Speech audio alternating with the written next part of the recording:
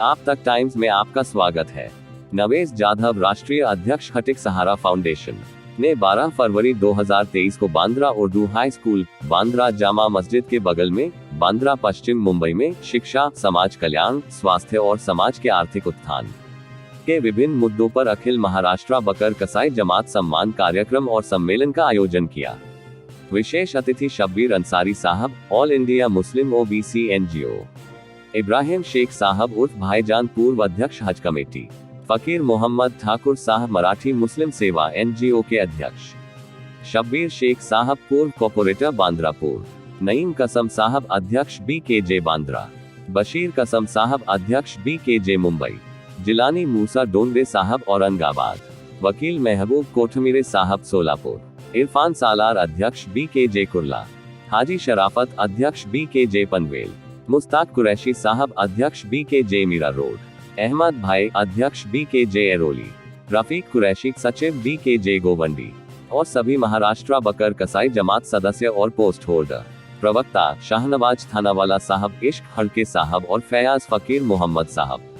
अतिथि परिचारक मुनीर हाजी बशीर साहब, नजीर यूसुफ साहब, शफी कुरैशी साहब, आसिफ शेख साहब, नून नईम साहब, उजर जाधव साहब, सरफराज काम्बले साहब, अशफाक बाबालाल साहब, इकबाल हसाम साहब, फजल खैरू साहब, आसिफ कुरैशी साहब, रिजवान हसन साहब और हसन ट्रस्टी साहब। विशेष आभार खटीक सहारा फाउंडेशन एवं बांद्रा और बॉम्बे बकर कसाई जमात एंड ट्रस्ट के सभी पदधारक कार्यकर्ता सदस्य। धन्यवाद। आज बांद्रा बकर कसाई जमात में इस तरह से प्रोग्राम रखा गया और नावेश जाधव साहब खटीक सहारा फाउंडेशन के प्रेसिडेंट जिन्होंने प्रोग्राम को रखे और यहाँ पर चीफ गेस्ट में हमारे इब्राहिम भाईजान, जो काफ़ी मुसलमानों का एक ऐसा चेहरा है कि हर प्रोग्राम को लेकर हर ऐसी जगहों पर इब्राहिम भाईजान को चीफ गेस्ट के तौर पर बुलाया जाता है कि जहाँ पर कोई भी पब्लिक का या तो कोई ऐसा प्रोग्राम होता है कि जहाँ पे ज़रूरत लगती है तो वहाँ पे इब्राहिम भाईजान को लोग याद करते हैं। तो आज हम भाईजान से पूछना चाहेंगे, भाईजान आप आए इस प्रोग्राम में और जिस तरह से काफ़ी सारे लोग हैं यहाँ पर, करीब 300-400 के करीब मजमा है और सभी व्यापारी लोग हैं बकर कसाई जमात के, और ये सब लोग का मतलब जिस तरह से बयान कर रहे हैं कि स्लाटर हाउस जो है चेंज होने वाला है करके ये लोग को वो भी एक डर है, और जिस तरह से कि सब शोबे बदलते रहते, ये लोग का शोबा कई सालों पुराना है, 150 साल पुराना ये लोग बताते हैं अपना।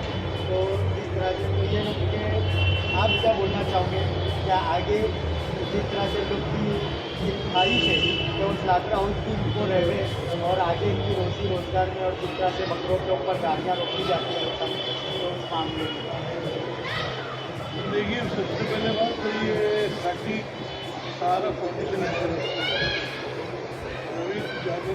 जो प्रोग्राम यहाँ रख रहा है,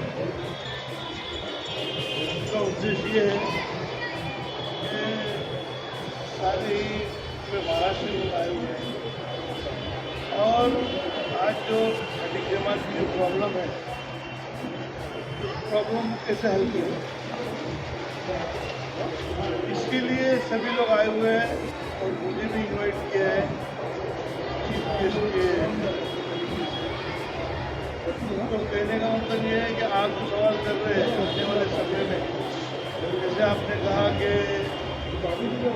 यहाँ से इमरान पे हटाने वाले हैं, और जैसे कि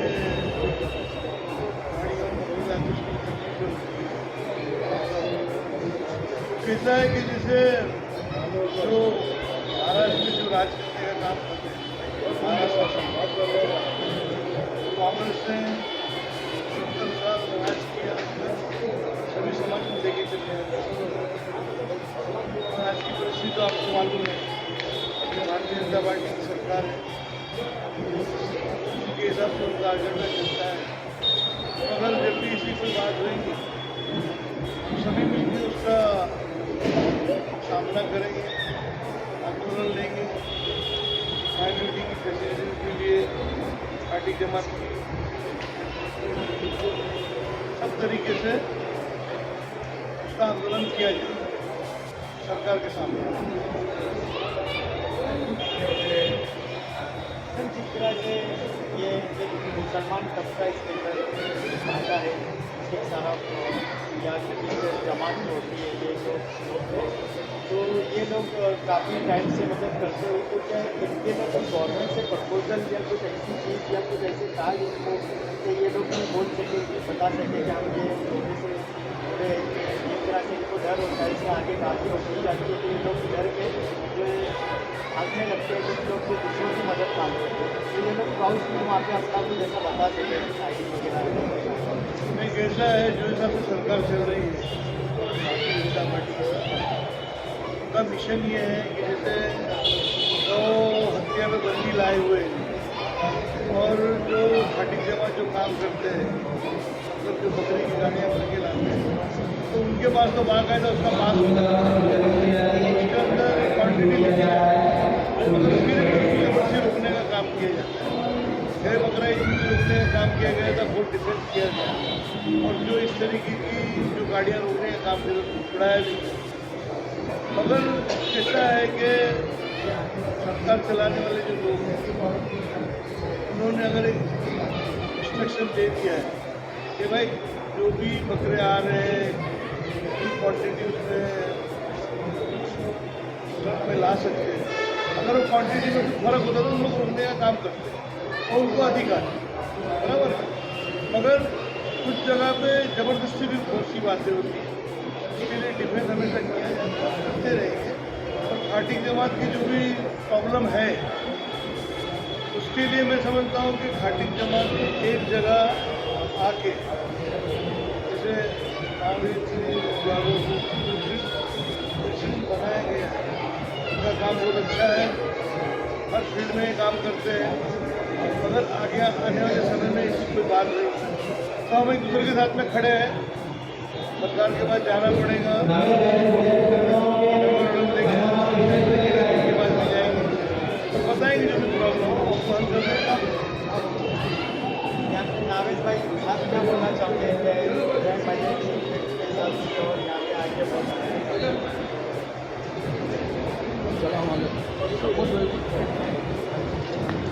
ये अंदर दबा के रखेंगे। थैंक यू उनके जो ऊपर बहुत सारे लोग की थी लेकिन दर्द कौन का था।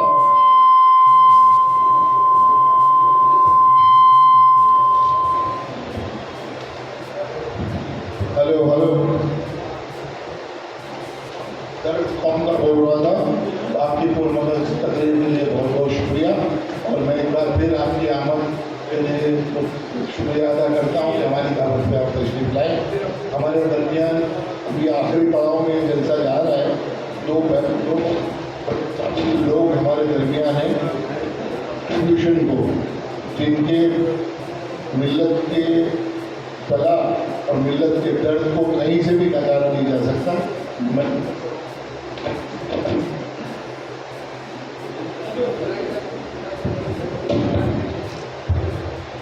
मैं समझता हूँ कि इब्राहिम भाईजान, मैं मेरी जवानी से उनको देखता हूँ और मैं ऐसी कोई तहजीब नहीं है जहाँ मैंने उनको नहीं देखा, सरगर्म नहीं देखा, उनका दर्द समझते हुए नहीं देखा। दूसरे हमारे मुख्तलिफ हैं जो सदारत के यानी उनके अलावा कोई हमदार था ही नहीं, मेरी नज़र में आपके अलावा कोई हमदार था नहीं। ये इन्होंने पूरे हिंदुस्तान में ओबीसी की तहरीक को एक मिसाली तौर पे लागू करा है, इतना काम किया है और यही सफ़ेद कपड़े में यही चप्पल में पूरी ज़िंदगी ये रहे। सियासत के गलियारों में ये हमारे लिए अन्ना हज़ारे से कम नहीं है, बहुत काम किया है। अभी तकरीर उनकी भी हम सुनेंगे, उसके बाद में मेहमानों का एहसास किया जाएगा और उसके बाद में इशाइया या डिनर का इंतज़ाम है। तो जो लोग हैं बड़े तरतीब से बड़े खामोशी से बैठे। मैं इब्राहिम भाईजान से गुजारिश करूँगा कि बगैर और कोई तमीज़ आप अपनी बात हम तक पहुँचाएँ, अपना दर्द बयान करें।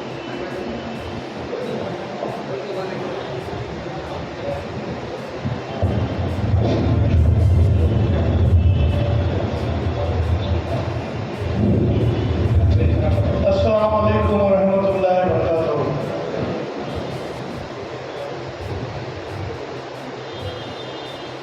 खटीक जमात सहारा फाउंडेशन की तरफ से जलसा रखा गया,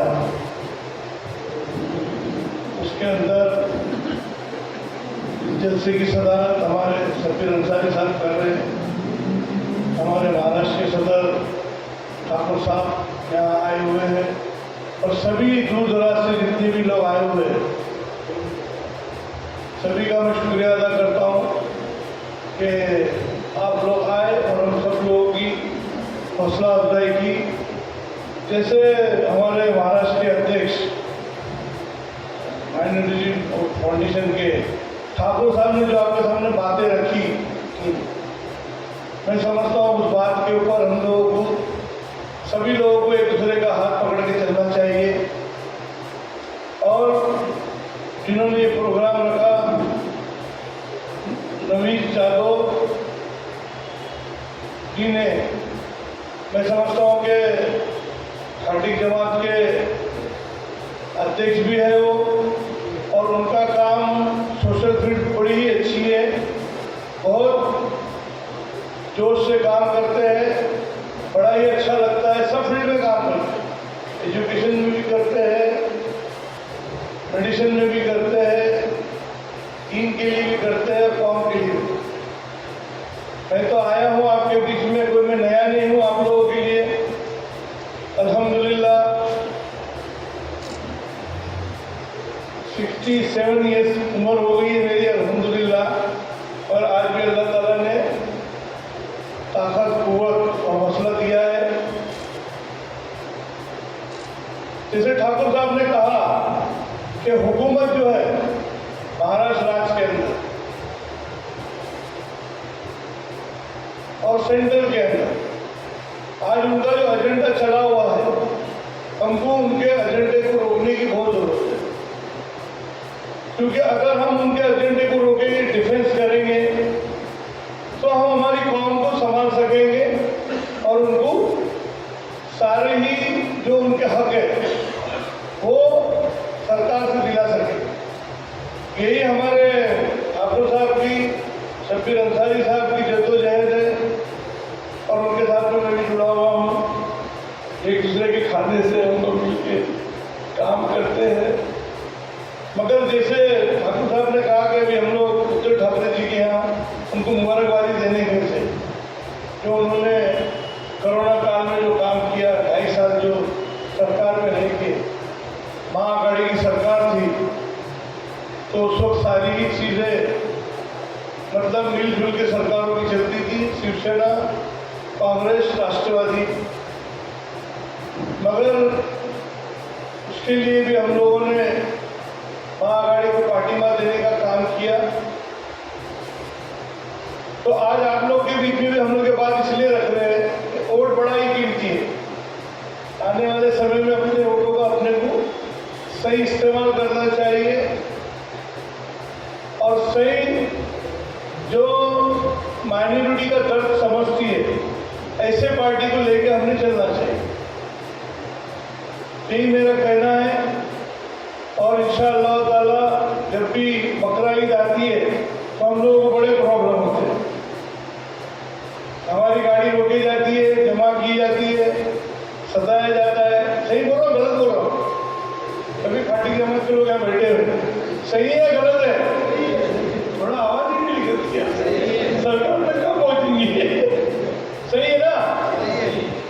तो उसके लिए भी हमको कब हम एक जिसे ठाकुर साहब ने कहा एक मुट्ठी हम बनेंगे तो हर जगह डिफेंस कर सकेंगे, सरकार को भी हिला सकेंगे। जैसे कि कांग्रेस पार्टी, आज मैं कांग्रेस पार्टी से पद अधिकारी हूँ। हमारी जो ठाकुर साहब ने मुस्लिम महाराष्ट्र सेवा संघ जो बनाई है, उसमें सभी ही पार्टी के लोग हैं। मगर वो एक जगह इसलिए आए हैं कि महाराष्ट्र मुस्लिम लोग, जिनको जैसे शब्बीर अंसारी साहब के बारे में कहा गया, तो मैं समझता हूँ बड़ी ही दुख की बात है। शब्बीर भाई का जो काम है, उनको जो हक उनका मिलना चाहिए तो नहीं मिला। मैंने तो अपना हक खींच के लिया था। हज कमेटी हाई कोर्ट में सुषमा स्वराज के खिलाफ केस लगाया, उसमें जीत गया। विलासराव देशमुख साहब जब सीएम थे तो मैंने उनके पावर के ऊपर स्टे लाया। किसी को चेयरमैन बनाने नहीं दिया। फिर जब टाइम आया तो अशोक चौहान साहब से, पृथ्वीराज चौहान साहब से, पृथ्वीराज चौहान साहब ने मुझे रात में 1:30 बजे साइन करके दिया चेयरमैन। तो लड़ाई तो लड़नी पड़ी। हम एक जगह बैठेंगे या सिर्फ खामोशी इख्तियार करेंगे तो कुछ नहीं मिलेगा। जो दिखता है वही दिखता है, तो अपने को दिखाना पड़ेगा। तो इसलिए हम लोगों का ये कहना है कि खाटी जमात भी बहुत बड़ी जमात है माशाल्लाह, मैं समझता हूँ। और अपने महाराष्ट्र में समझता हूँ अपने लोग की तादाद 2 से 3 करोड़ है। हाँ, 1.5 करोड़ तक, 1.5 से 2 करोड़ अपनी तादाद है। और मैं समझता हूँ कि अगर हम एक जगह पे आए तो क्यों नहीं हमारे भी 5-10 MLA बन सकते हैं, 2-4 एक तो MP भी बन सकते हैं, और पिछले दरवाजे से भी अपने 2 लोगों को भेज सकते हैं। पर सवाल ये है कि हम एक जगह पे रहना चाहिए, एक मुट्ठी बन के, एक के पीछे चल के, क्योंकि अपने लोगों ने दूसरे की टांग बहुत खींच ले। तू क्यों ऊपर जा रहा है, मैं क्यों ऊपर जा रहा हूँ, टांग खींच ले। इसमें अपनी ताकत ही नहीं बनी, क्योंकि मैं वो चीज़ों से लड़ के यहाँ पे पहुँचा आज तक। तो अल्हम्दुलिल्लाह कोई बात नहीं, सुबह कभी तो आएंगी। मेरा अल्लाह चाहेगा, मेरा आका के सदके तो जरूर हम जीतेंगे और कामयाब होंगे। बस मैं समझता हूँ इसी के साथ आप लोगों ने मुझे बुलाया। मैंने हमारी संगठन की तरफ से मैंने बात भी रखा हूँ आपके सामने, और आने वाले समय में बार बार हम लोग मिलते रहेंगे, जुलते रहेंगे, और जो भी कौम के काम है, खटीक जमात के काम है या माइनॉरिटीज के काम है, उसमें सब जुड़े रहेंगे और काम करेंगे। जब भी कोई ऐसी तकलीफ हो, कोई ऐसी बात हमारे सामने आती है, तो हमको एक फुट पर भी खड़े रहना पड़े सरकार के साथ, तो हमारी सुनवाई हो। जैसे किसानों ने दिखा दिया, सेंट्रल गवर्नमेंट को अपना फैसला वापस लेना पड़ा किसानों के दिया। हाँ, तो बस इसके साथ ही मैं समझता हूँ कि मुझे और भी कहीं 2 जगह पे जाना है। मैंने ठाकुर साहब के काम में पूछ और 2 जगह जाना है। मैं बाहर से आ रहा हूँ, आपको पता है, पूना से मैं आ रहा हूँ, सर हो गई, लेट हो गया थोड़ा, और अल्हम्दुलिल्लाह पहुँच गया हम लोग टाइम से। इसलिए मैं आप सभी लोगों का शुक्रिया अदा करता हूँ, और इंशाअल्लाह ताला अल्लाह ताला की बारगाह में दुआ करता हूँ कि हम सबको अल्लाह ताला ईमान की सलामती के साथ रखे और एक दूसरे की हौसला अफजाई करे और हर चीज़ में टक्कर लेने की हिम्मत और कुव्वत हमने पैदा की। शुक्रिया खुदा। कांग्रेस जमात के सदर शराफत हाजी साहब से गुजारिश करते हैं कि स्टेज पे आए। तबरेज अली जान इनसे गुजारिश है कि स्टेज पे आए।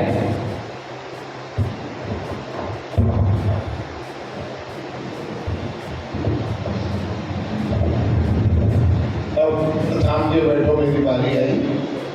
भाईजान ने अपनी जो लड़ाई है, जिस ढंग से लड़ी है, उसके हम सब शाहिद हैं। परसों से लड़ते हुए आए हैं और लड़ते हुए इंशाल्लाह पूरी ज़िंदगी इनकी जाएगी। मैं उनको मुबारकबाद पेश करता हूँ कि अल्लाह इनके उस हौसले को कायम रखे। अब दावत पे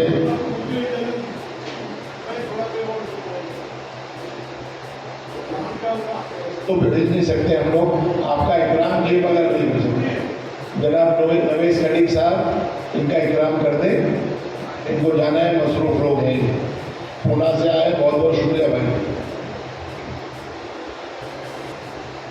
भाई आगे आइए आप।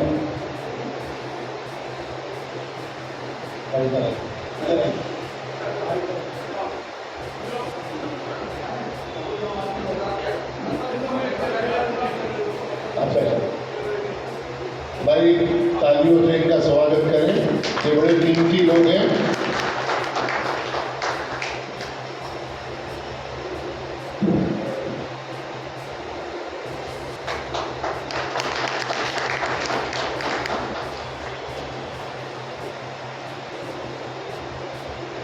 नरेश ने इनको इजाज़त दें और एहतराम के साथ उनकी गाड़ी तक पहुँचाएं।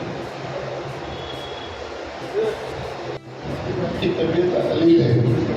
ये तबीयत की तमाम तर कमज़ोरी के बावजूद हमारे हमारी दावत पर आए। फिर एक बार उनका शुक्रिया। और इनके तारुफ की कोई ज़रूरत नहीं, मैं समझता हूँ पूरा मजमा इनकी उस मिशन से फैज़याब भी हुआ है और इस मिशन से वाकिफ़ भी है। मैं फिर अल्लाह से दुआ करूँ कि अल्लाह इनके इस मिशन को भरपूर कामयाबी दे और इनका जो मकसद है वो पूरा हो। और ये कौम जो है, जो पिछड़ा हुआ समाज है, जो ओबीसी है, उनके लिए उनकी जो लड़ाई है, अल्लाह उसमें जो है मोइन और मदद गुजार करें। अब मैं बड़े एहतराम के साथ उनके अरे इजाज़त है सर, आपको बैठ के तकरीर करेगा। तालियों से स्वागत करें।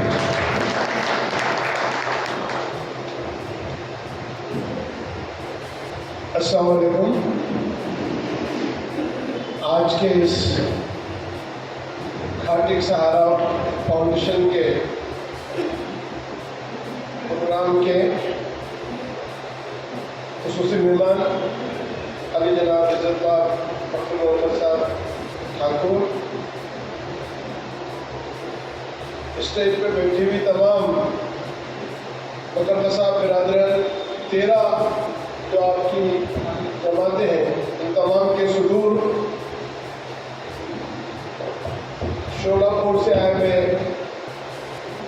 एडवोकेट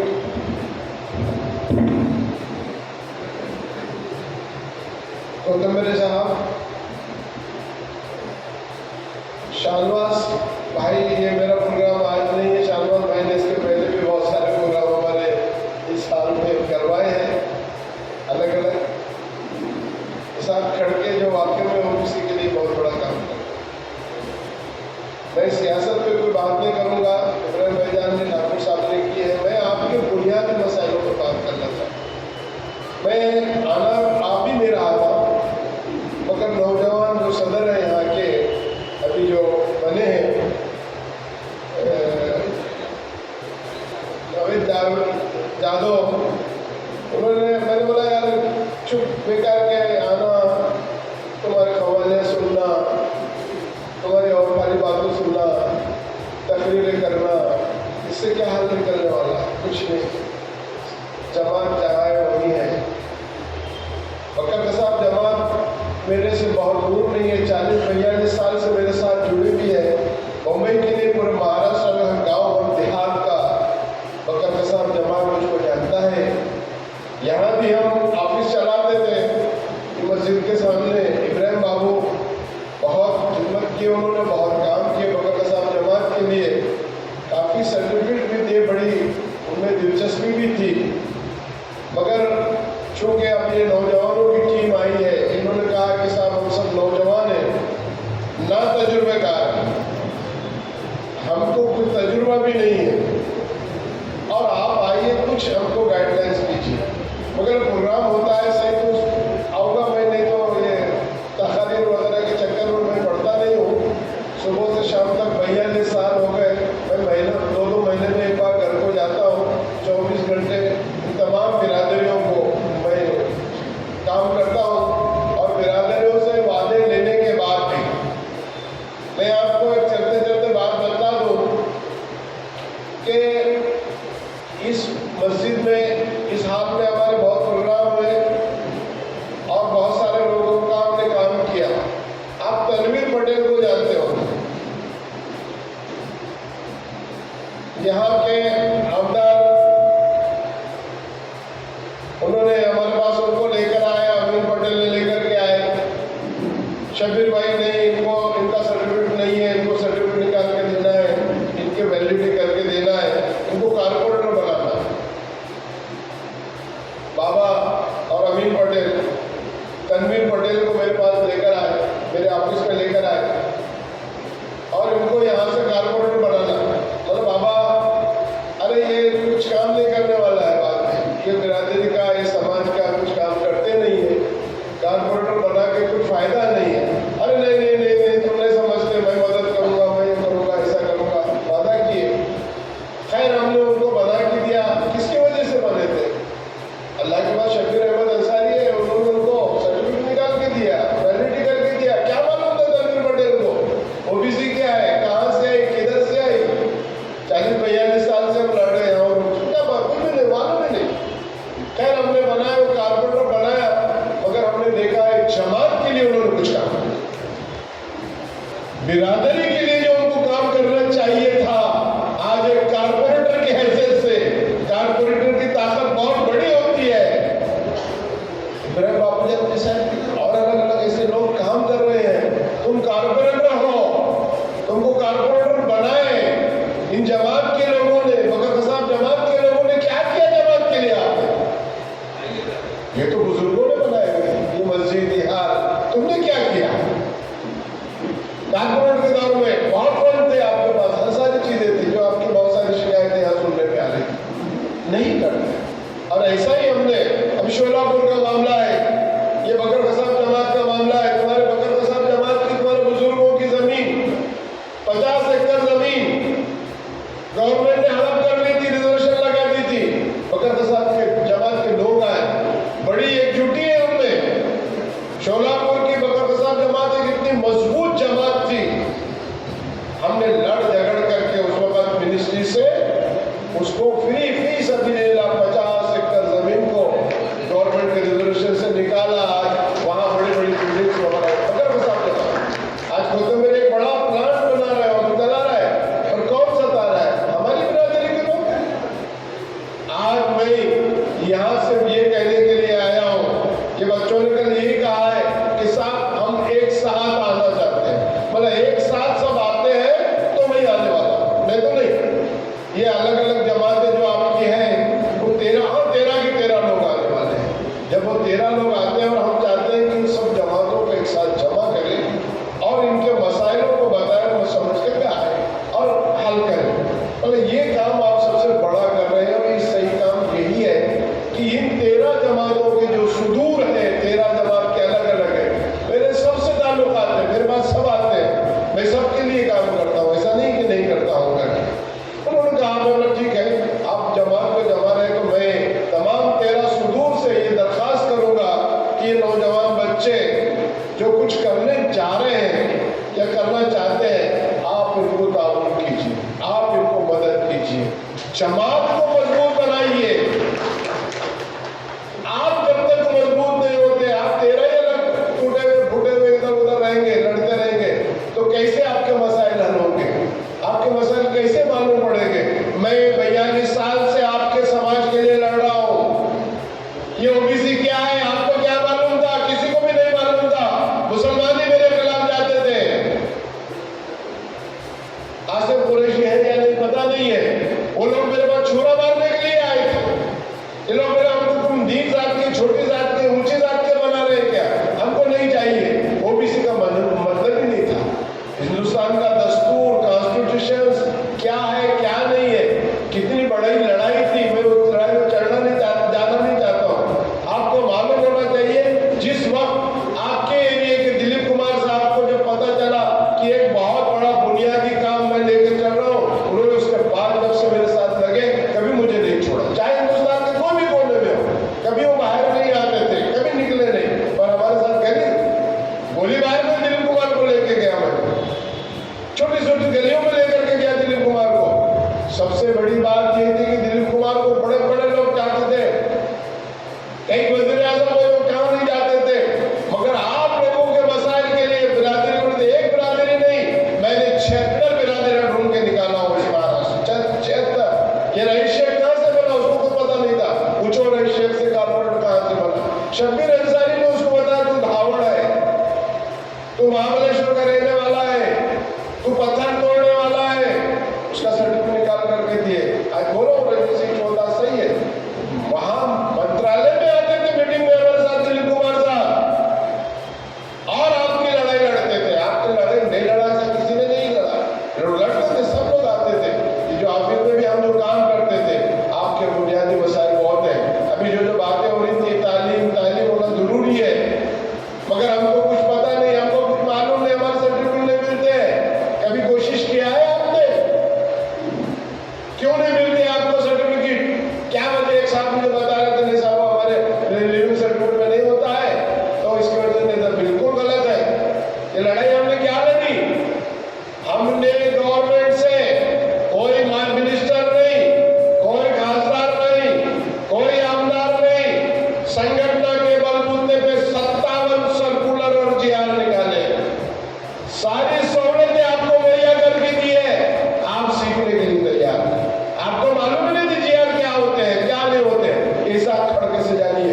ये बताएगा। 57 से हम पॉलिटिक्स नहीं करते हैं, हम सियासत नहीं करते, हम समाज के बुनियादी मसालों के। कितने बच्चे आपके डॉक्टर बने, कितने बच्चे आपके इंजीनियर बने, कितने बच्चे आपके यहाँ मेयर बने। आप जरा इतिहास उठा करके देखो, महाराष्ट्र में जितने भी मेयर बने वो सब ओबीसी के बने हैं, चाहे वो कोल्हापुर का हो। एक आता है 72 में, उसको हम मेयर बनाते हैं। सांगली जहां से पूरा महाराष्ट्र का राजकारण चलते हैं, वहां 4-4 मेयर बनाते हैं। कैसे बनते हैं? इनके गांव में नगर अध्यक्ष होता है ठाकुर साहब के, वहां के लोगों को कितने वहां का। रत्नागिरी में मेरा बहुत बड़ा काम था, बहुत क्या, बहुत हर गांव और देहात में रत्नागिरी, उसके बाद के लग के जितने भी है उनको बताया जाके कह रहे भैया आपका है। तो बकर का साहब तो बहुत बड़ी जमात मजबूत है। मगर आप लोग ऐसा, मैं आपकी जो बातें सुन रहा था वो ऐसा से गंभीर में मुब्तला है। आपको कुछ नहीं है, सब कुछ मिलता है, कोई चीज ऐसी नहीं है कि मगर आपको कि जमातों को मजबूत हो। हमारी बुनियाद पहचान है, हम लोग मुसलमान है, 76 बिरादरियां हैं। अगर ये 76 बिरादरियां बढ़ के रहेंगी तो कोई काम होने वाला नहीं। मैंने सबको खड़ा किया। मैंने अंसारियों की जमात नहीं बनाया, अंसारियों की जमात है, तुम लड़ो। मैं 76 जमातों को ढूंढ कर निकाला। बकर साहब जमात बहुत मजबूत जमात है, पूरे महाराष्ट्र में मजबूत है। आपको सही लीडर नहीं मिला, आपको सही रहनुमाई नहीं मिली, आप उसको चुन नहीं सके। आप में हीरे मौजूद हैं, बहुत कुछ है, सीखो समझो। मैं बता रहा हूं ना, कोई एक आदमी बता दिया मुझे ये जो 57 सर्कुलर जीआर हमने निकाले हैं, जिसके लिए हम आंदोलन किए हैं, जिसके लिए हम जेल में गए हैं, जिनके लिए हम अमर उपोषण को लिए बैठे हैं, एक बता सकता है? नहीं, एक भी नहीं। बताइए, आपको मैं चैलेंज कर रहा हूं, कैसा सर्टिफिकेट मिलेगा? कैसे बच्चे आपकी तारीफ? क्योंकि लोग बोल रहे थे, मेरे बाजू में आई है एक टैक्सी ड्राइवर है, उसका बच्चा MBBS में और MD में उसका चांस लगा है, एक पैसा घर का नहीं लगा, जाके उससे पूछ लीजिए। मैं आपके बांद्रा में कई एग्जाम्पल्स देता हूँ। मैंने पैसा नहीं, कैसा पढ़ाना चाहिए, कैसा करना चाहिए, ओबीसी सर्टिफिकेट मिलने के बाद क्या फायदा होता है, कुछ पता है आपको? तड़प होती है। 42 साल अपनी जिंदगी की जिसने गुजार दिया है, तुम लोग सीखने के लिए तैयार नहीं, समझने के लिए तैयार नहीं, खाली भाषण तकरीर बोलने की बातें करते हैं। कोई जरूरत नहीं है आपको, पॉलिटिकली लोगों की भी जरूरत नहीं है। आपको अगर जो नॉलेज है, स्टडी है, क्या है? एक कागज का टुकड़ा है, क्या है ये? सर्टिफिकेट एक कागज का टुकड़ा है, वो मिलने से क्या होता है कुछ मालूम है? नहीं, तो कहां से मिलेगा?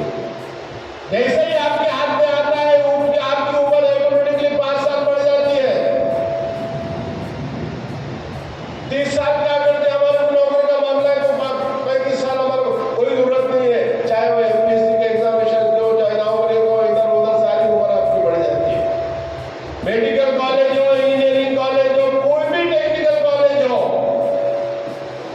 27% आपको रिजर्वेशन है। क्यों नहीं लेते भैया? हम सब जगह दिलाते हैं।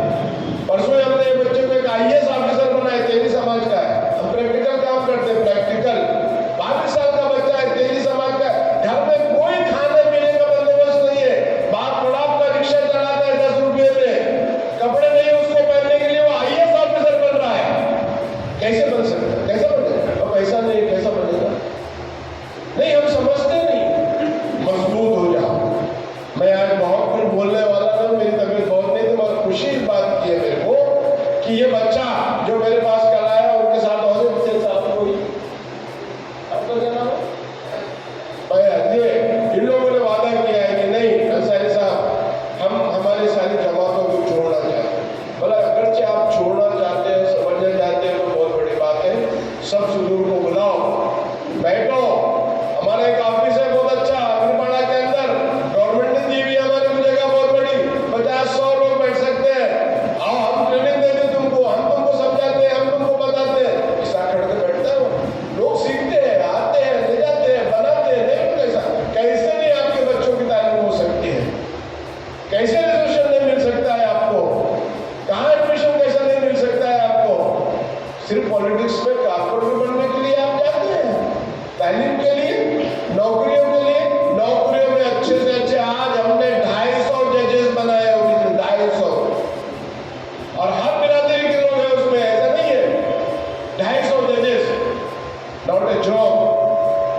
एक्साइज में, हर डिपार्टमेंट में आपके बच्चे भी रख सकते हैं, हर चीज हो सकती है, मगर आपको समझना पड़ेगा, सीखना पड़ेगा।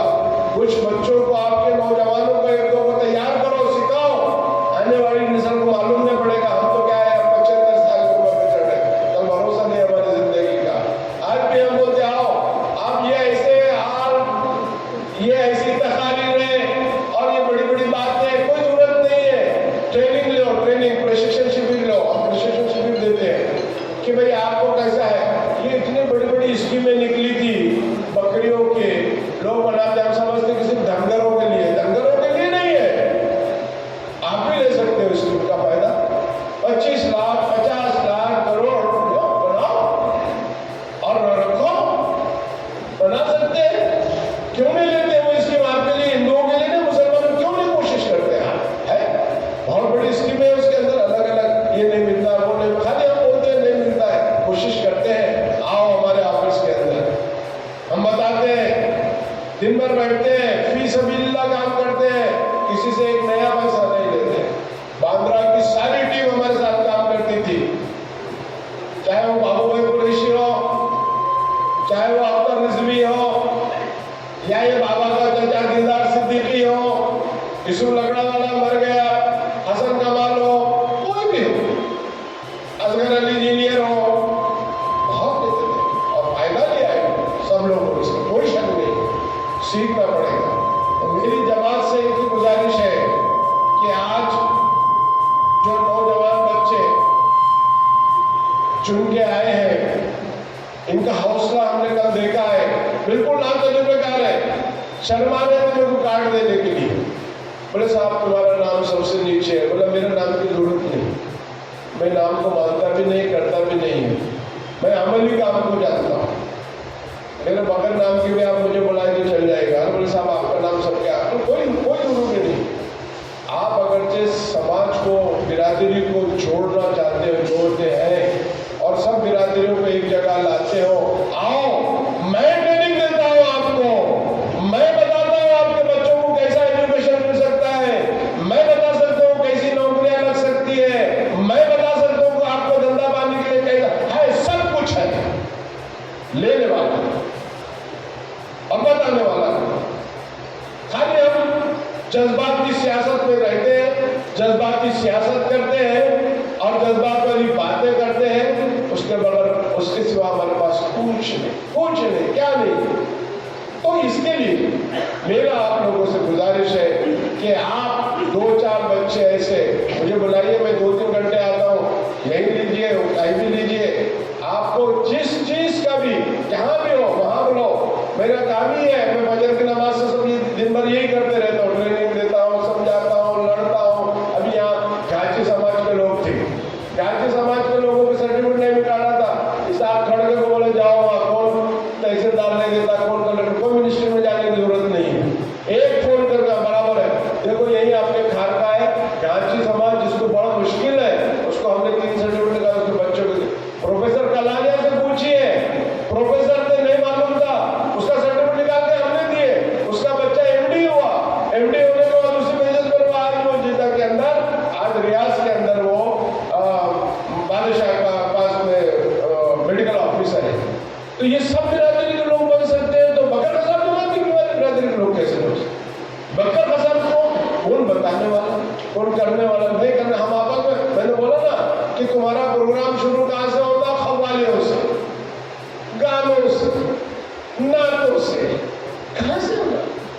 बेसिक प्रॉब्लम, बुनियादी मसाइल, अरे इसके ऊपर तो बात करो, उनको समझाओ। मैं बोला ना, एक GR नहीं बता सकते, एक GR, अफसोस, 42 साल से लड़ रहा हूं मैं, क्या भाई?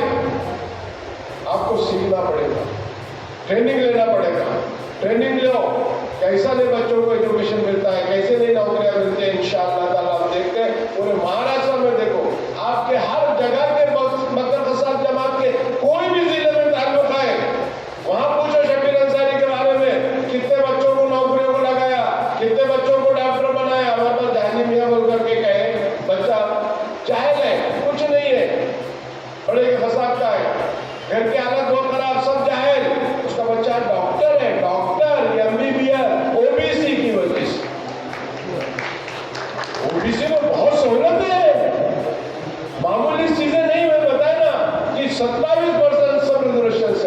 यस, एमपीएससी के लिए आप जो देते हैं एग्जाम ओपन के लिए 1 बार, ओबीसी के लिए 7 बार मौका मिलता है, तो 7 बार और कितने मिला और कैसा होगा। एक बागवान बिरादरी का बच्चा मेरे घर पे आया, पाव किलो की मिठाई लाया और रोने लगा। मैं ऐसी सिंपल ऐसे निकल के बोला क्यों, बोला मैं आपसे मिले। बोला क्यों मिले आए?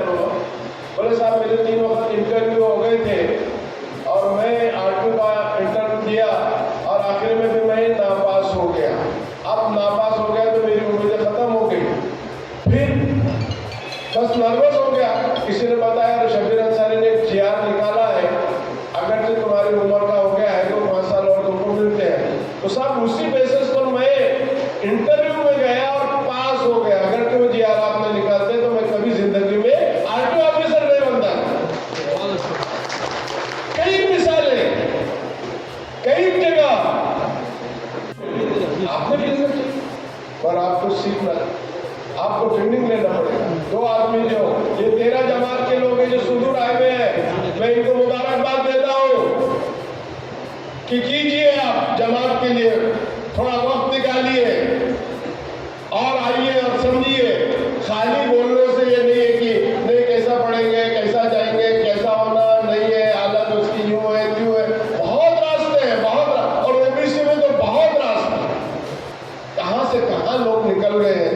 बकर कसाब जमात एक मजबूत जमात है, बहुत मजबूत जमात है, पूरे महाराष्ट्र में बहुत मजबूत है। ऐसा से कमतर में उतना होने की जरूरत नहीं है आप लोगों को। ऐसे से कमतर में नहीं कि हमारा कैसा होने वाला है, कुछ नहीं है। दुनिया बहुत आगे जा रही है, तरक्की कर रही है। मैं बता रहा हूँ कि आज मेरा पहला प्रोग्राम है, बहुत प्रोग्राम। ये सब लोग आते हैं हमारे पास, सब पूछ करके जाते हैं। और सिराज कुरैशी आते हैं तो वो पता नहीं शबीर भाई हमारी बिरादरी के लिए कुछ काम करो। उनकी बिरादरी के सदर को जाता मैं, वो बशीर भाई कुर्ला कुरैशी उनके पास गया, उनके लोगों ने हमारे पास कुर्ला में ऑफिस देते हैं, वहाँ काम करते हैं। यहाँ भी आप, मैं बता रहा हूँ कि हम तो यहाँ ऑफिस था तुम्हारे पास, यही शुरू करो, एक ऑफिस बनाओ, 1-2 बच्चों को ट्रेन करो, हम ट्रेनिंग देंगे और लोग ट्रेनिंग देंगे, सीख लो इंशाअल्लाह ताला। जो यहाँ की नर्वस जो बातें हो रही थी, मुझे मैं सुन के बड़ा दुख हो रहा था कि नहीं हमारा क्या है, हमको क्या हमारे बच्चों क्या करना, हमने कैसे थे। स्कीमें बहुत है, नहीं है ऐसी नहीं है, मगर हम समझते हिंदुओं के लिए है, मुसलमानों के लिए बहुत स्कीमें हैं। बकर कसाब के लोगों को सीखना चाहिए, समझना चाहिए, कहीं भी जाकर के लेकर के रहना चाहिए। लो बहुत लोगों ने ले लेकर 50-50, 25-25 लाख, करोड़ रुपये ये जो मेंढी पालन वगैरह का जो होता है ना, खा गए, वो करोड़पति बन गए। कितने मुसलमान लोग बकर कसाबों ने लिया भाई, बताओ मेरे को 1000 उठा करके, मालूम ही नहीं था। क्यों नहीं ली मेंढी पालन? आप मेंढी पालन कहीं भी कर सकते हैं, आप कहीं भी। आप ओबीसी में है तो आपको आसानी से बहुत कम सूद से, कभी शराब के सूद से पैसा मिलता है, और तुरंत देने की जरूरत नहीं है। कितने होना चाहिए थे आप, जैसे उनके इतने हैं, तुम्हारे 2-4 तो होना था, एक नहीं है। और फिर हम रोना रोते हैं, हम हुकूमत का रोना रोते हैं, हम दूसरों का रोना रोते हैं। सब कुछ मिलता है, हम नहीं ले रहे, हम पहुंच नहीं रहे, और लोग प्रैक्टिकली अमली काम जाते नहीं करके। मैंने आज इनको ही बोला हूँ कि आपकी 13 जमात के लोग मेरे पास आइए, मेरे ऑफिस में आइए, कभी भी आइए, और कुछ 2-4 बच्चों को सदर मोहतरम लाइए। ये पढ़े लिखे आदमी है, बहुत बड़े पढ़े लिखे आदमी है, उन्होंने बताएंगे कैसे संघर्ष उन्होंने पढ़ा है। आइए सीखिए और दिलाइए अपने समाज को। बकर कसाब छवि खुशहाल नजर आएंगी जब आप उनके बुनियादी मसाइलों पर, बेसिक प्रॉब्लम पर, मूल प्रश्नों पर, मूल प्रश्न क्या है मालूम ही नहीं है, हमारा मूल प्रश्न क्या है वही नहीं मालूम है। बगैर तालीम के भी बहुत कुछ हम कर सकते हैं, नहीं कर सकते ऐसा नहीं है, बहुत कुछ कर सकते हैं। तालीम ही होना जरूरी है ऐसा कुछ नहीं। आज तो जमाना बहुत आगे निकल गया है, बहुत दूर हो गया है, उसके लिए बहुत सारी स्किप्स हैं। आप लोग आइए, सुनिए, बहुत अच्छे सर्कुलर GR निकाले हैं। और ओबीसी में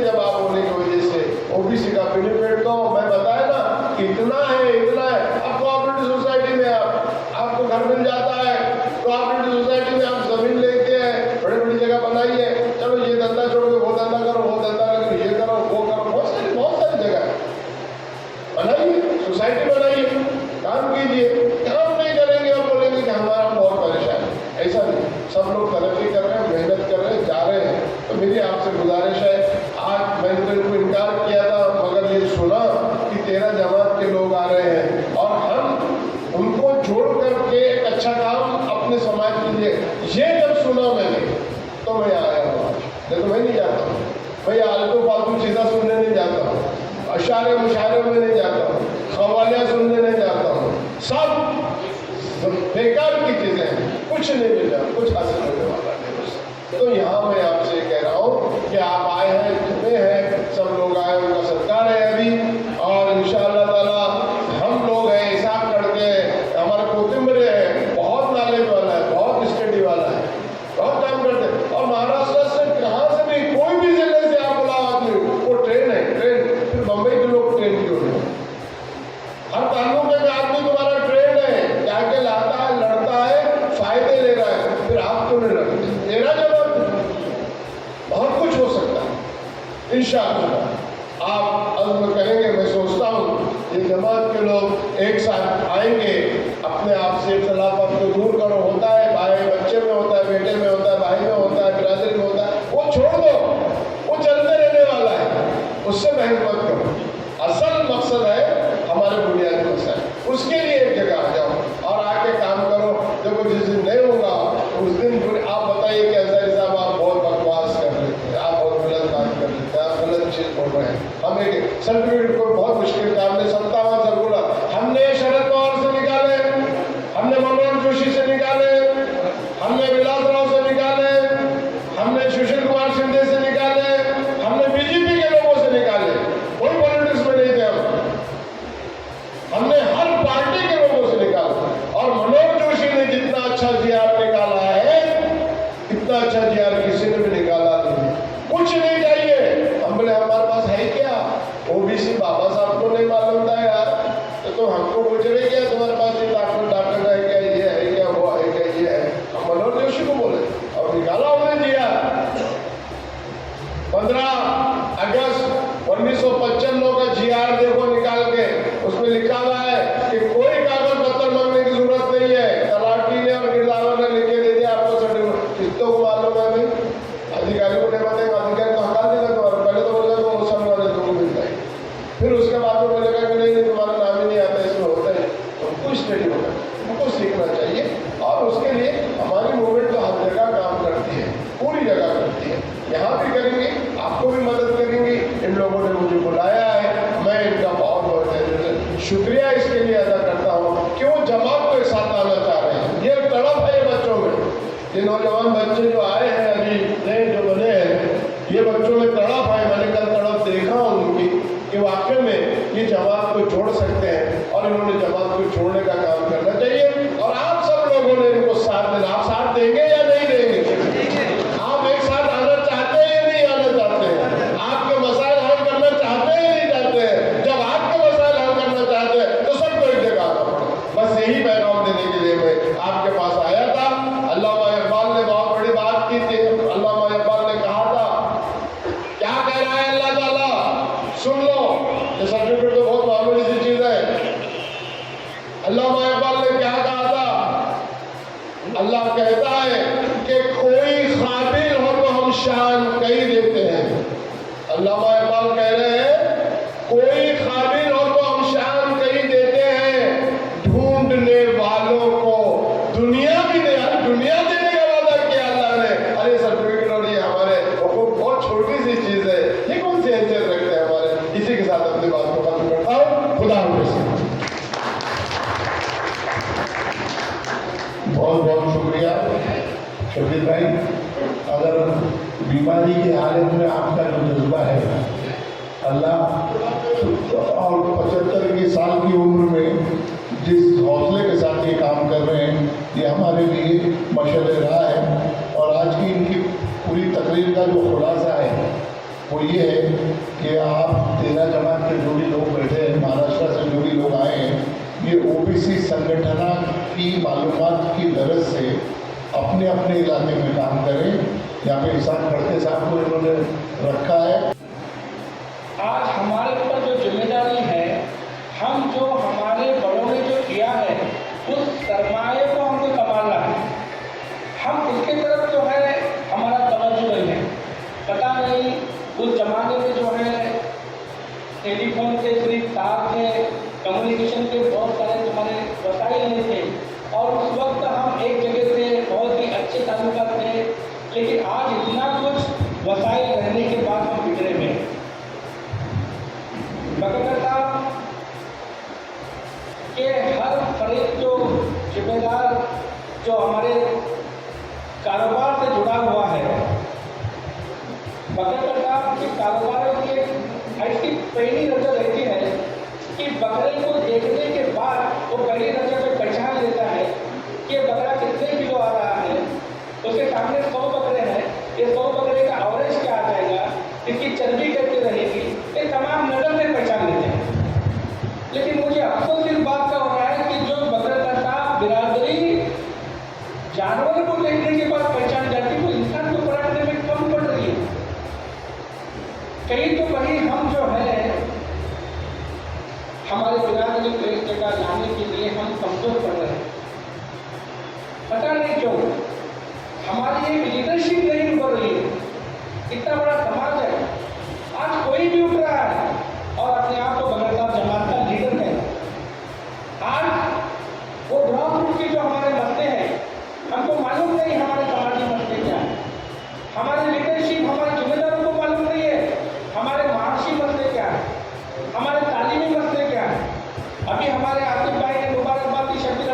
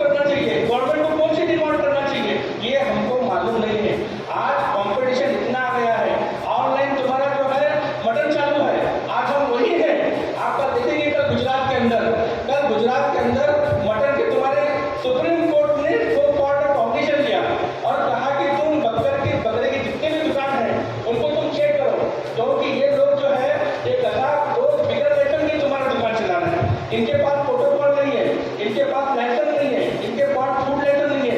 आने वाले कल में आपको एसएससी पास करना पड़ेगा, आपको स्लॉट हाउस की ट्रेनिंग लेना पड़ेगा, आपको तुम्हारा फ्रोजन करना पड़ेगा, आपको हाइजीनिक करना पड़ेगा। ये सब कर सकते हो?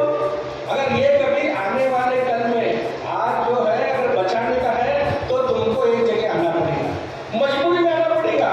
अगर चाहते हो कि आने वाला आपका फ्यूचर हो तो हमको मजबूरी में एक जगह आना पड़ेगा। और मुझे लगता है कि दूर दूर तक हमारे अंदर कोई नहीं है।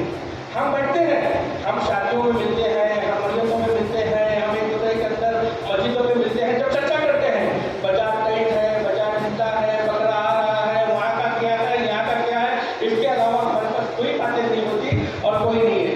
हमारे बच्चों का मुस्तकबिल कैसा होना चाहिए, हम वो चीज हमारे मुस्तकबिल दे रहे हैं, हमारे बच्चों को पढ़ाने के लिए हम क्या कर रहे हैं। हमारे जमात के पास प्रॉपर्टी है, हमारे पास पैसा है, लेकिन हमारे पास एजुकेशन के वास्ते खर्च करने के लिए क्या है। कितने गरीब बच्चों को हम अडॉप्ट कर रहे हैं, कितने बच्चों को हम समझा रहे हैं कि 10वीं के बाद क्या करना चाहिए, 12वीं के बाद क्या करना चाहिए, कौन कौन सी कोर्सेज हैं, कहाँ पे एडमिशन मिल सकता है, हमारे यही कोर्सेज हैं। हमारे बच्चों को ये चीज़ें मालूम नहीं है। इसलिए कि हमारे तालीमी प्रोग्राम होना चाहिए, हमारे समाजी प्रोग्राम होना चाहिए, हमारे तालीमी मसाइल हैं और चर्चा करके आप खत्म हो जाएंगे। फिर कोई तो तुम्हारा साल 2 साल के बाद कोई प्रोग्राम लेगा, फिर हम चर्चा करेंगे, फिर हम जरूरत को महसूस करेंगे। फिर कभी एक शबीर अंसारी आएंगे, शबीर अंसारी जो है अपना दर्द बयान करेंगे, नहीं ऐसा होना चाहिए, ओबीसी का कम से कम निकालो, ये फायदा उठा लो, वो फायदा उठा लो, हम तुम्हारा आगे साथ में आने के लिए तैयार है। फिर हम कहेंगे कि ठीक है, लेकिन मराठी में एक मन है, सुनार कुंती पुकारे इकडून तिकडे वाले जाते। तो सुनार जो है फूटता है और वो जो हवा जो है इधर से उधर पास होती है, वैसा हम भी सुनते हैं, ये कान से सुनते हैं, ये कान से छोड़ते हैं। भाइयों अगर ऐसा करेंगे तो तुम्हारा नहीं चलेगा।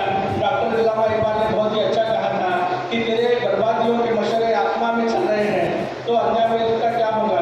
तो आज हर तरीके से हमारे बिजनेस को खत्म करने के लिए, हमारे बिरादरी को खत्म करने के लिए ये सारे तुम्हारे मशवरे चल रहे हैं, सारे गवर्नमेंट के हमारे खिलाफ एंटी पॉलिसी चल रहे हैं और हम हैं कि सो रहे हैं। और मैं खास तौर से जिम्मेदारों को पूछता हूँ कि जो जिम्मेदार अपने आप को जिम्मेदार कितने हैं, अल्लाह ताला के पास जवाब दे है। और वो लोग आज तक क्या हमारे पास कोई आने वाला हमारा कोई बच्चा पूछेगा कि भाई आपकी एजुकेशन पॉलिसी क्या बनाई आपने हमारे समाज को सुधारने के लिए क्या पॉलिसी बनाई, हमारे माशी हालात सुधारने के लिए क्या पॉलिसी बनाई। हमारे पास कोई पॉलिसी नहीं है।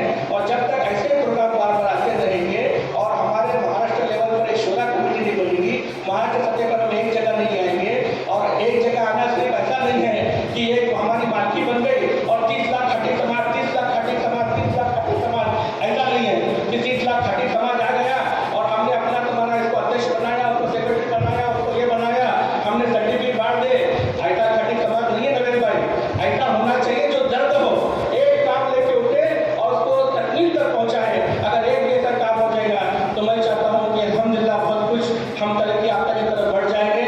हमारे बुजुर्गों ने बहुत सारी कुर्बानी दी, लेकिन हम उस कुर्बानी को हम समझ नहीं रहे हैं और इतने बड़े सरमाए को हम समाज में नाकाबिल हैं। मैं अल्लाह ताला से दुआ को हूँ कि अल्लाह ताला हमारी कौम और मिल्लत को इत्तेफाक इख्तियार के साथ आने वाले कल में बेहतर सलाम खुदी के लाए। इतना कहते हुए मैं अपनी छोटी सी खत्म करता हूँ। अस्सलाम वालेकुम। मैं शान गुजारिश करता हूँ कि अपने ख्याल का इजहार करें।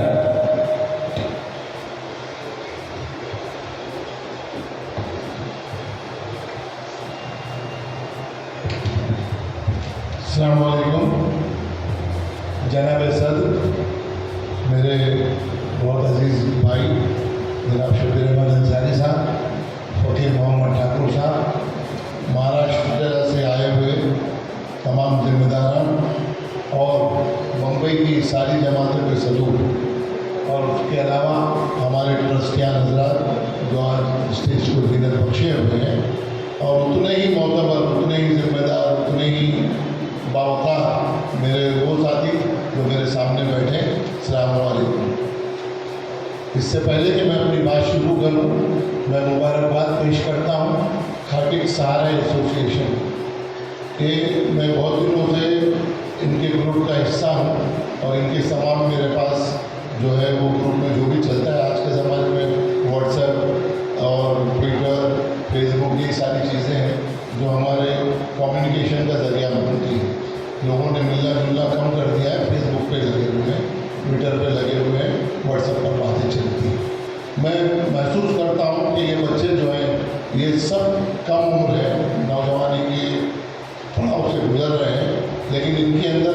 की सलाहियतें मौजूद हैं।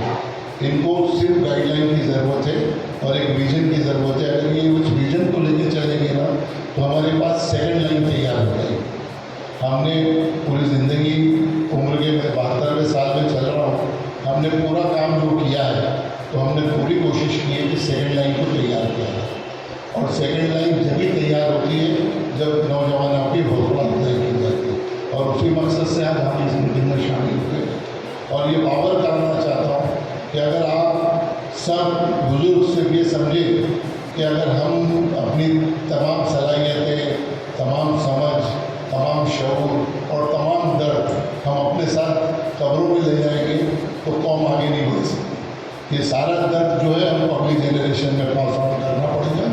तो जितने भी सदूर यहाँ मौजूद हैं, मैं उन सबसे गुजारिश करूँगा कि सारा फाउंडेशन जैसी जितनी भी तंजीमें अगर बरादरी में आती है तो इनकी हिम्मत अफजाई करें, इनकी कदर करें, इनकी रहनुमाई करें, ताकि आने वाले दिनों में हमें वो बहुत पैदा हो जो आज मुझे फिरदान नज़र आता है।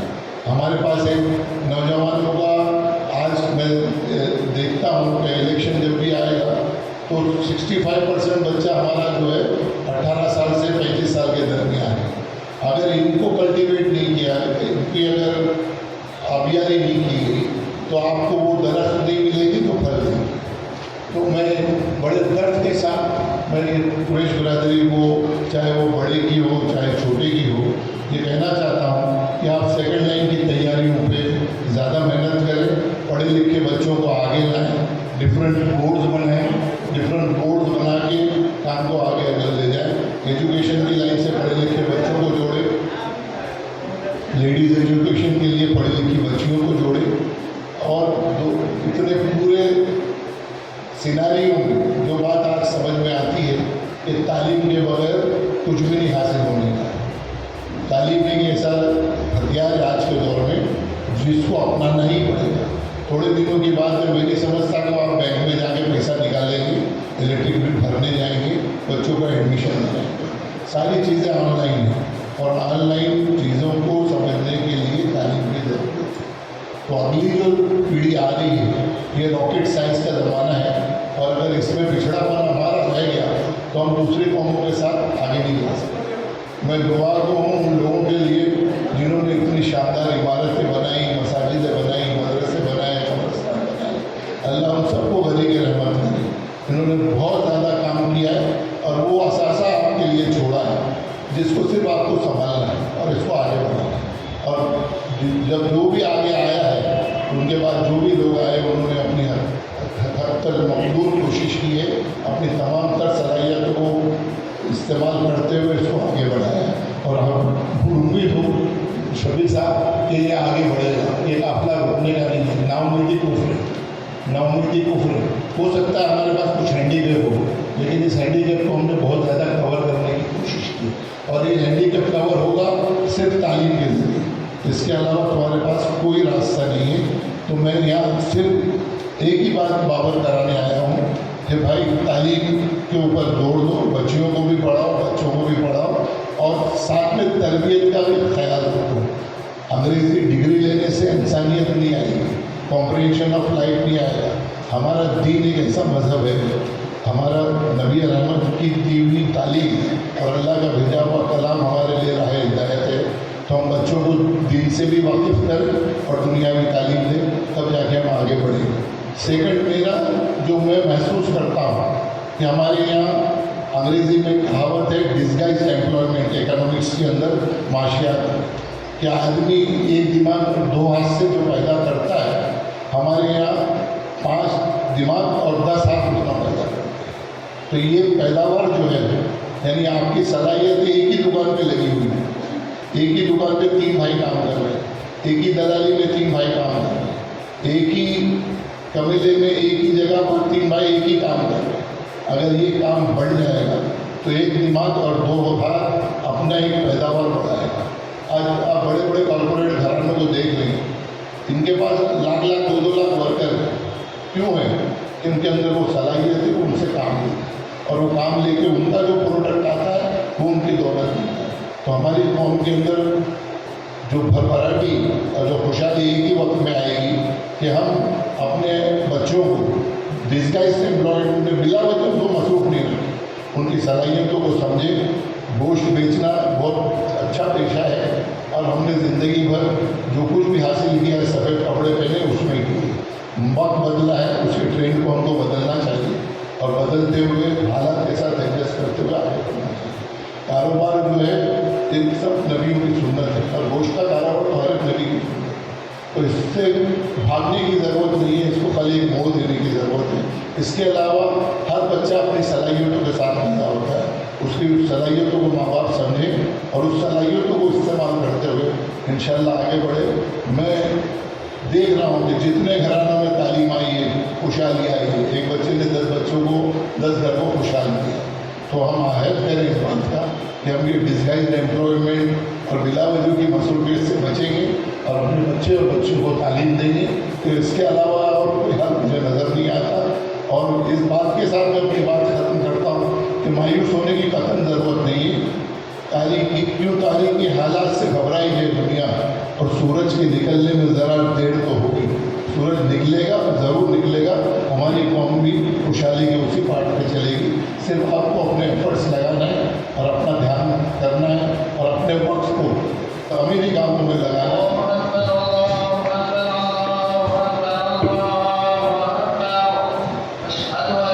ठाकुर है, मैं कोकण से हूँ, राजापुर से। आज इस प्रोग्राम में मुझे खास नवाज जादव साहब ने बुलाया, जो खाटी सहारा फाउंडेशन से है, और पिछले कुछ दिनों से हमारी मुलाकात हुई और उन्होंने हमारे साथ जुड़ गए। उनका भी शुक्रिया अदा करता हूँ कि उन्होंने हमें ये मौका दिया। सबसे पहले आज की इस प्रोग्राम की सदारत कर रहे हैं, जो उनके तारुफ या उनका जो इंट्रोडक्शन देने की मेरी ज़रूरत नहीं है। पूरा इंडिया, महाराष्ट्र ही पूरा इंडिया शब्बीर साहब को पहचानता है, क्योंकि उनका ये काम जो आज हर कोई जानता है कि उन्होंने ओबीसी के लिए बहुत कुछ किया, और मैं भी बहुत पहले ही से जान रहा था। जब मंडल कमीशन बना था और मैं मंडल कमीशन के वक्त भी जनता दल में था, मैं स्टेट इलेक्शन ऑफिसर स्टेट का था, तब मुझे उनका तारुफ था। खैर, स्टेज पे बैठे हुए सभी मेहमान खुसूसी और हाज़रीन जलसा, आज जो ये प्रोग्राम किया गया है कि कसाब बिरादरी जो अपने पेशे से इस महाराष्ट्र के अंदर या हिंदुस्तान के अंदर काम करती है, वो बिरादरी और वो बिरादरी के हमारे एक साथी जो महाराष्ट्र मराठी मुस्लिम सेवा संघ में भी अभी ज्वाइन हुए हैं, बम्बई के नवाज जादव साहब को हमने बम्बई के ऑर्गेनाइजिंग सेक्रेटरी भी अपॉइंट किया गया है।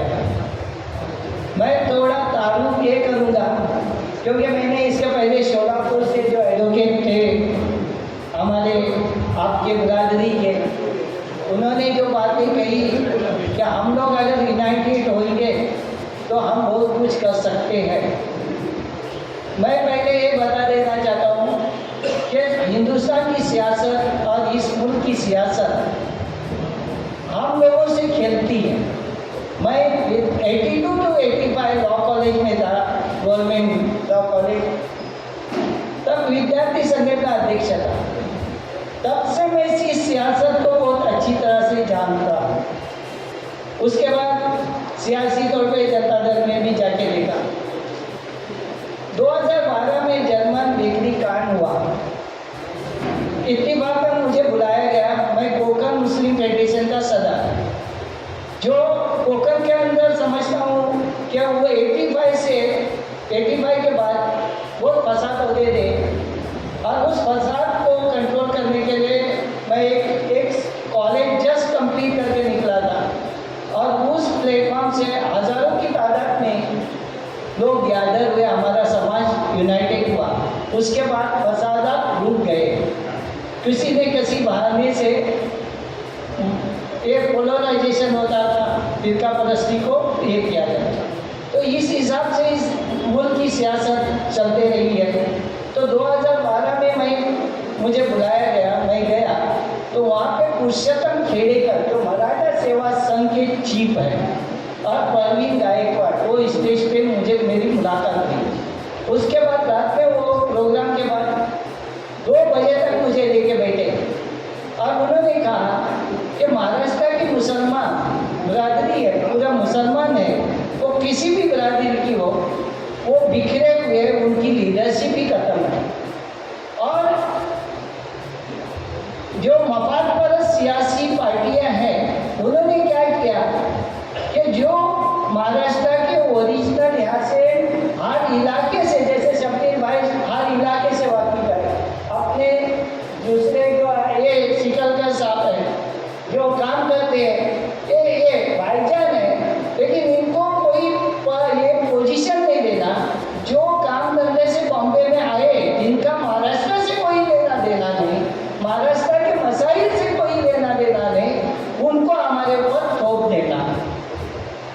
तो इसलिए उन्होंने मुझे ये बात पे बहुत गौर करने लगा। फिर उन्होंने पीए इनामदार के कैंपस में, अजम कैंपस में एक मीटिंग कॉल की गई। तो कहा गया कि छत्रपति शिवाजी मुस्लिम ब्रिगेड बनाइए। तो मैं बोला ठीक है, मैं मशवरा करता हूँ। तो मैं कुछ NGOs वालों को साथ में बुलाया महाराष्ट्र के, और इनिशिएटिव कोकण मुस्लिम फेडरेशन ने लिया। पहली मीटिंग इस्लाम जिम में 2014 में की है। तो एक राय ये होगी सब NGOs की, एक कॉमन एजेंडा किया जाए मुस्लिम मसाइल का। सब बिरादरी के बहुत मसाइल, आपके भी है, मेरे भी है, हर किसी के है, मसाइल को हल करने।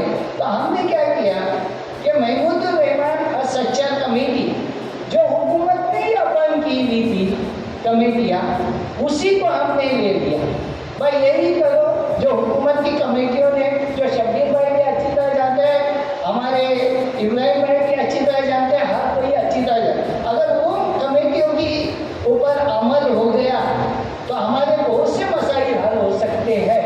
वो एजुकेशन हो या कोई नौकरी हो, बिजनेस हो कि कोई भी हो।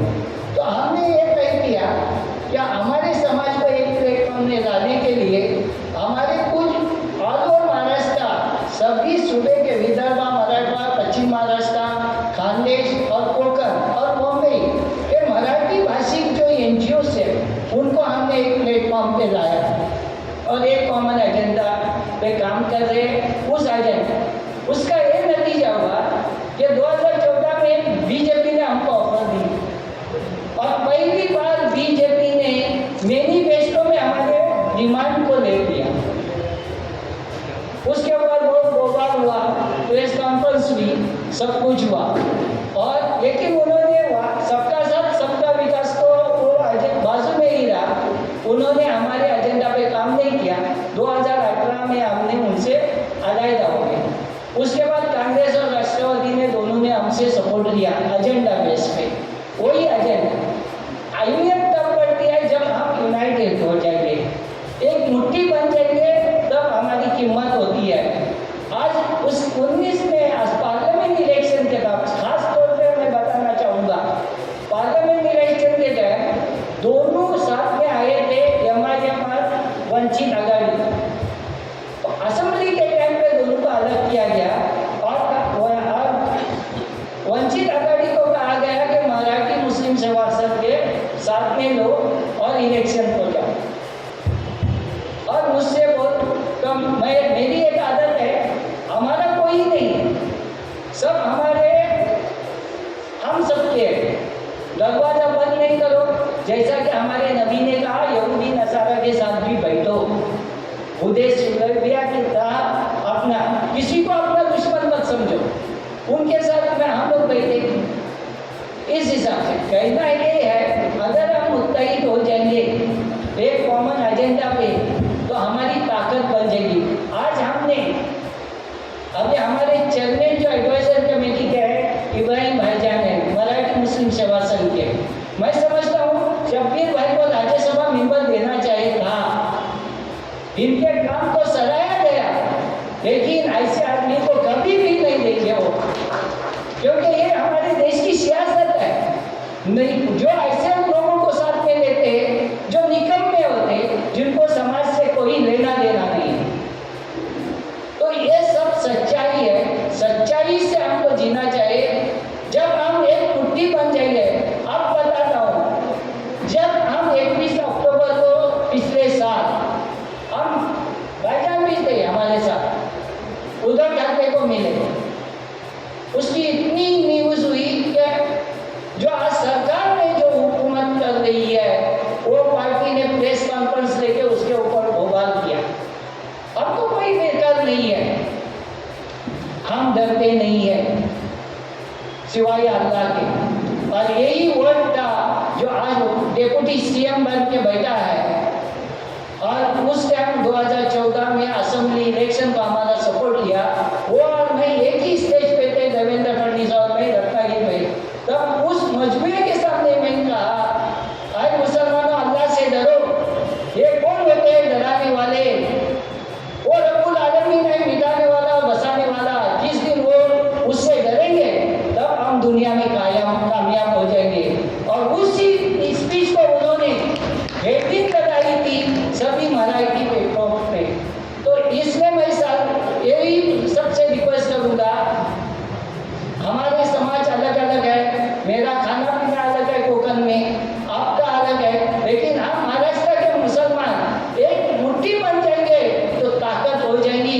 आज हमारी हर बात को सियासी पार्टियां बड़े बोझ से लेती है। क्यों ले रही है? एक ठाकुर नहीं है, 4 लोग नहीं है, क्योंकि वो जानते हैं 2.25 करोड़ मराठी मुसलमान इस महाराष्ट्र में रहते और तकरीबन 20 से 25 लाख मुसलमान शहरी मुसलमान है, जो अदर राज्यों से, अदर रियासतों से आके यहाँ पे बसे हुए हैं। तो मैं चाहता हूँ पहले हम मराठी मुसलमान एक होते, हमको उनको भी साथ में लेना है। वो भी हमारे कर्मागो भाई है, ऐसा नहीं है कि वो अलग है, लेकिन उनको आगे करके थोपते हैं और हमारी लीडरशिप को हमको खत्म किया जाता है। इसलिए हमको यूनाइटेड होना जरूरी है। इसलिए खास आज मैं शुक्रिया अदा करता हूँ नवेश भाई का, जिन्होंने हमको यहाँ पे दावत दी, हमको मौका दिया और हमने अपने एक पेश किए हमारा मकसद और हमारी रिक्वेस्ट है आप सबसे। और अभी हमारा 11 मार्च को पश्चिम महाराष्ट्र का programme SM Joshi Poona foundation में 11 मार्च को पूरे दिन का प्रोग्राम है। हमने उसको पोस्टपोन किया क्योंकि भाईजान के घर पे शादी है, जो हमारे एडवाइजरी कमेटी के चेयरमैन है। तो हम चाह रहे थे कि सब लोग एक साथ वहाँ पे रहिए और हमारे प्रोग्राम में सर गिनने वाले नहीं रहते, हाईली क्वालिफाइड, अपने जेब में हाथ डाल के खर्चा करने वाले हमारे साथ जुड़े हुए हाईली क्वालिफाइड समाज के लोग हैं, अल्हम्दुलिल्लाह। तो मैं यही आपसे दरख्वास्त करूँगा, हम एकजुट हो जाएंगे तो हमारे हर मसाइल हल हो जाएंगे। शुक्रिया, मैं इजाज़त चाहता हूँ। अस्सलाम वालेकुम। ठाकुर साहब और अधिकारी हमारी जो ठाकुर साहब ने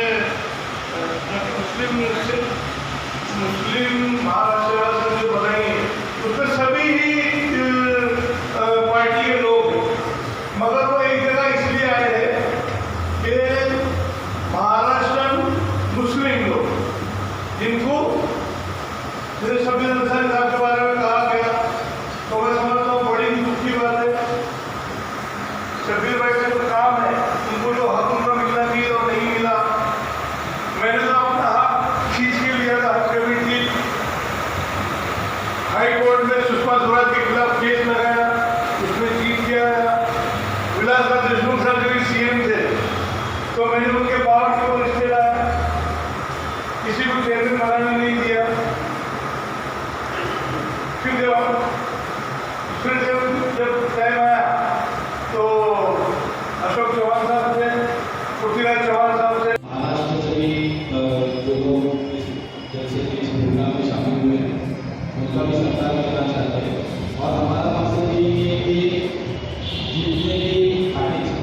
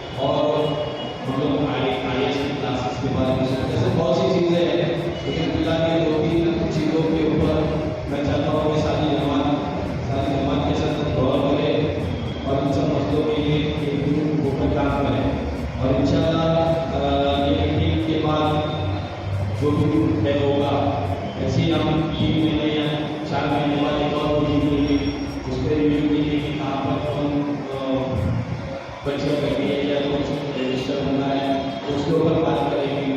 इसी तरह ये मामला हम लोग चाहते हैं कि सब एक जगह हो जाए और मिलकर काम करें। बस यही कहते हैं बात करना है।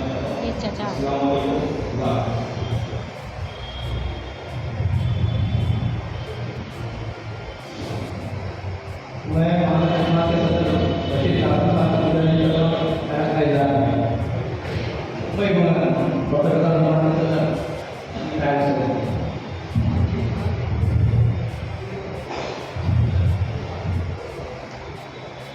अस्सलाम वालेकुम। मैं सारा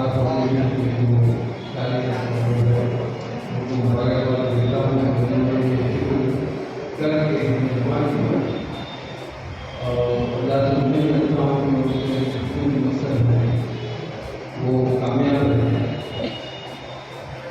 एजुकेशन का जहाँ तक ताल्लुक है, पिछली बार बैतूल में एक मीटिंग हुई जिसमें जो हमारे यहाँ आए थे मेहमान, उन्होंने एक बात अच्छी कही थी कि हमारे बिरादरी में लड़कियाँ बहुत ज़्यादा पढ़ती हैं और खासकर पढ़ने के बाद उनके नीचे खड़े हो जाते हैं, क्योंकि लड़के पढ़ नहीं पाते। लड़के इसलिए नहीं पढ़ पाते, हमारे यहाँ पे 90% लोग बहुत फाइनेंशियल तरीके से बहुत कमजोर हैं। अभी मैं एक लड़के के जाता हूँ तो पढ़ाने में रहता है, उसने मेडिकल लाइन में फार्मेसी का कोर्स किया, साल में बाकी का भी चुनाव नहीं चाहता। उसके बाकी का 6 महीने से वो पुस्तक है, एक ही बंदा कमाने वाला था और घर के हालात खराब हो गए तो उसे पढ़ाई छोड़कर घर के सामने और घर के ऊपर लग गया। आज तक वो यही काम कर रहा है, 3-4 हज़ार रुपये महीने की बाकी दवाई आती है। मकसद कहने का यह है कि हमारे यहाँ पर बहुत फाइनेंशियल की कमी है। बस फिक्र ये होना चाहिए कि वह ऐसे बच्चों को कैसा पढ़ाया जाए और मैं इस फाउंडेशन से ये उम्मीद करता हूँ और आप सबसे भी उम्मीद करता हूँ कि ऐसे मामलों को आगे चलकर इसका हल निकालें। जो बच्चे पढ़ना चाहते हैं उनको पुश करें, चाहे वो किसी भी तरीके से किसी बात को करके हेलो हाँ, शफीक से साहब से गुजारिश करूँगा वो स्टेज पर है और हमारे पुलिस बस साहब जो हमारे सदर है जनाब उनसे भी गुजारिश करता हूँ ऊपर आए। मैं बांद्रा मुखर्जी साहब जमात के सदर नहीं सदर साहब से गुजारिश करता हूँ अपने ख्याल का इजाज़ा है।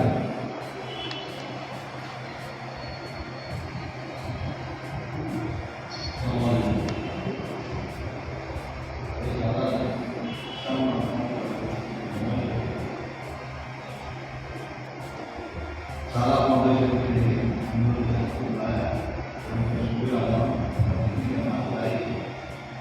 सभी चाहता हूँ कि सभी काम हमारे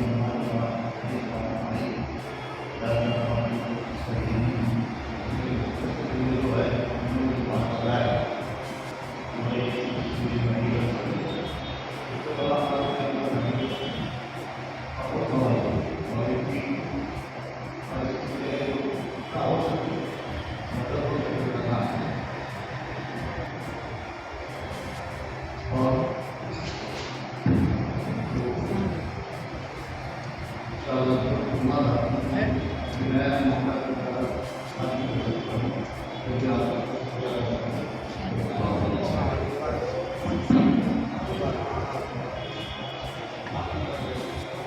मैं आसिफ पुरी के साथ गुजारिश करता हूँ अपने ख्याल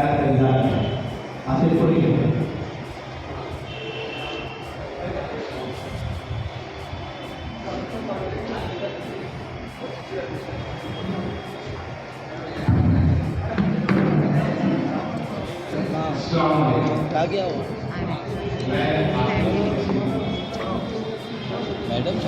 इंडिया जर्नलिज्म प्रेस का ट्रेजरर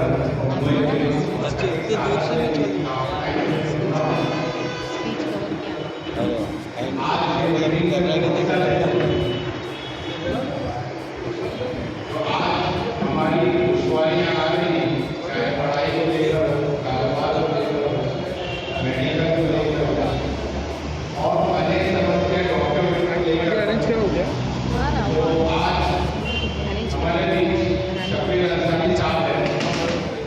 कई दशकों से ओबीसी के लिए सबसे पहले मैं इनका शुक्रिया अदा करना चाहता हूँ कि आज भी हमारे बीच आए और मैं आप लोगों से कहूँगा तालियों से इनका स्वागत करें शफीर अंसारी साहब।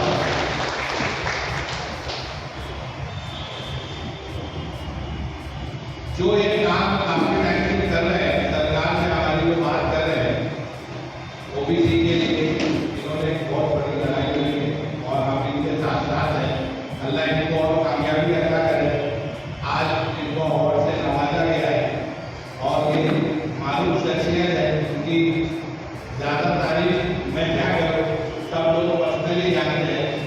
हालात ये है कि हमारे कारोबार दिन ब दिन मुश्किलात के दौर से गुजर रहे हैं। एक टाइम ऐसा आया, खाकी सहारा फाउंडेशन ने एक मीटिंग रखी थी। 30 गाड़ियों को बकरों की 30 गाड़ियों को लूटा गया था। तो सारे व्यापारियों ने एक मीटिंग रखी अंजुमन के इसी हॉल में, मुझे भी बुलाया था और व्यापारी इतने नाराज हो गए थे कि उनकी जब गाड़ियाँ आती तो रास्ते में लूट ली जाती। या तो 2 लाख रुपया मांगा जाता था, 2 लाख रुपये को तो हम गाड़ी छोड़ेंगे। हमारी चर्चा हुई, मैं मीटिंग में मौजूद था, चर्चा हुई, मैंने उनसे 8 दिन का समय मांगा और अल्लाह का करना ऐसा था कि मैंने अजीत पवार जी से बात की। अजीत पवार जी ने डीआईजी से मीटिंग उसी दिन अरेंज की और एक दिन में हमने डीआईजी से मीटिंग की और डीआईजी लॉ एंड ऑर्डर से मीटिंग की। एक दिन में हमने 30 गाड़ियों की लूट हुई थी, उसको परमानेंट तरीके से बंद कर दिया। 2 साल हो गए हैं, एक भी गाड़ी न पकड़ी गई है न लूटी गई है। इसके बाद टीआरसी का मुद्दा था। हमारे कारोबार में जो जानवर आते हैं उनके टीआरसी का एक्स्ट्रा चार्ज लगाया जा रहा है।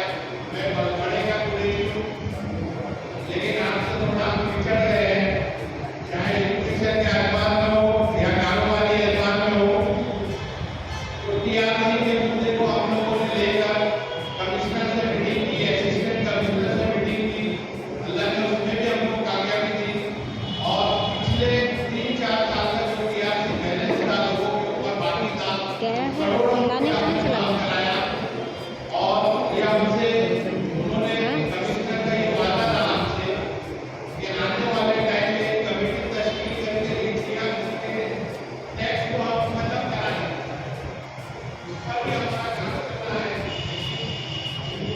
अफसोस ये है कि 5-10 साल का बातों में ये जब इलेक्शन होंगे या कमिश्नर आप लोगों को जब टाइम देंगे तो इंशाअल्लाह टीआरसी का भी एक परमानेंट फंक्शन निकल जाएगा और टीआरसी का टैक्स जो बताया गया है परमानेंट तरीके से खत्म करेंगे। आज मसला है पढ़ाई में दुश्वारी आ रही है, सर्टिफिकेट नहीं होता, उसी सर्टिफिकेट हमारे बच्चों को एडमिशन नहीं मिलता है। आगरीपाड़ा में ओबीसी की ऑफिसें शफीर अंसारी साहब ने हर जगह कहा कि अलग-अलग जगह में अगर पुलिस का हम सेमिनार करेंगे, ओबीसी को भी जरूरत है या अदर सर्टिफिकेट की जरूरत है, तो इंशाअल्लाह इनसे पूछ लीजिए, वो सर्टिफिकेट का भी मसला जल्दी से हल हो जाएगा। उसके लिए भी हम बात करेंगे सरकार से, जो ग्रुप है मांगा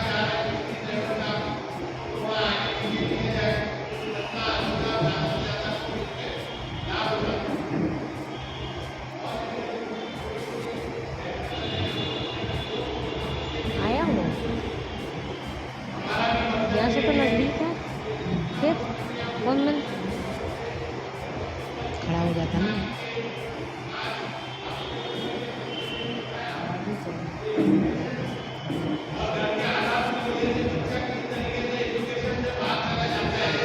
ये चाचा का सर बहुत ऊंचा आ रहा है। चलो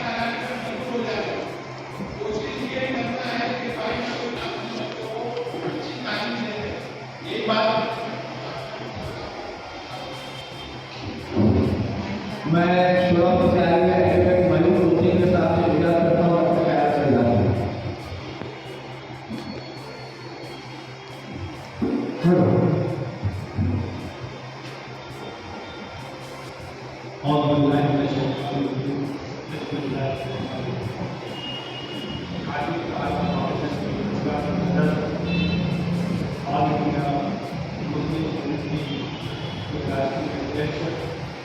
जनाब हाजी शफीक अहमद अंसारी साहब और यहाँ पे मोहम्मद खान साहब बांद्रा मुंबई जगहों से आए थे